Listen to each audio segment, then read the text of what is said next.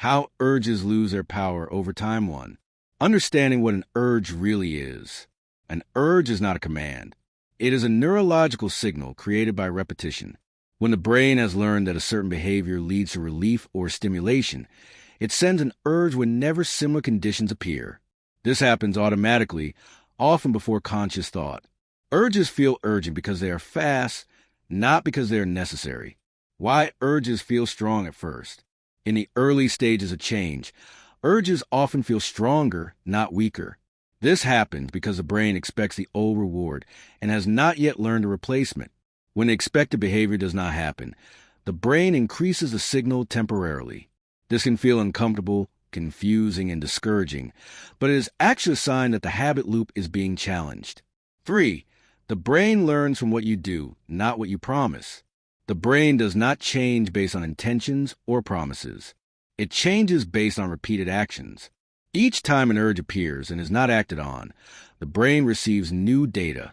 The old behavior is no longer guaranteed. The urge does not always lead to relief.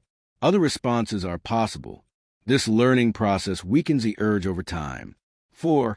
The difference between suppression and allowing. Trying to suppress an urge often makes it stronger. Allowing an urge means not acting on it, not fighting it aggressively, letting it rise and fall naturally. When an urge is allowed without reaction, the nervous system calms down faster. Over time, the brain stops sending strong signals that no longer work. 5. Why attention feeds urges. Urges grow when they are constantly monitored, feared, or analyzed. The brain interprets focused attention as importance. Shifting attention, even briefly, signals that the urge is not a priority. This is why simple actions like standing up, moving, breathing slowly, or changing rooms can significantly reduce urge intensity.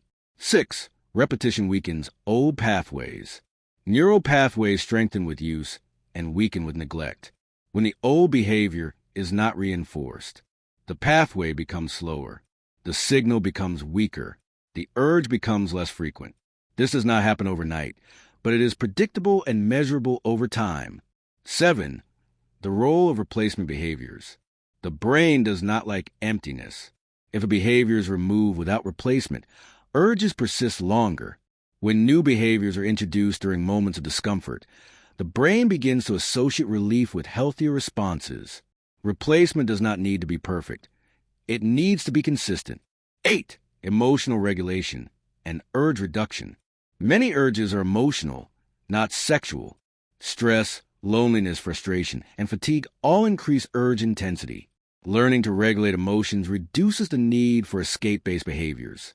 This includes naming emotions, allowing discomfort, reducing emotional avoidance. As emotional tolerance increases, urges lose their urgency. 9. Why progress feels invisible at first. Urge reduction often happens quietly. People expect dramatic change, but real progress looks like shorter urges, longer pauses, less panic, faster recovery after slips. These subtle changes are signs that the brain is relearning. 10. Slips do not cancel progress. A slip does not erase learning. What matters is how quickly awareness returns, whether shame is avoided, whether patterns are observed. Learning continues even after setbacks. 11. Time, not force, weakens urges. Urges weaken through exposure without reinforcement.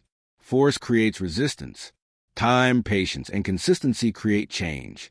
The brain adjusts when it realizes behavior is no longer reliable. 12. Preparing for daily life. As urges weaken, daily habits become more important. The next episode will focus on daily routines and structures that support recovery even when motivation is low.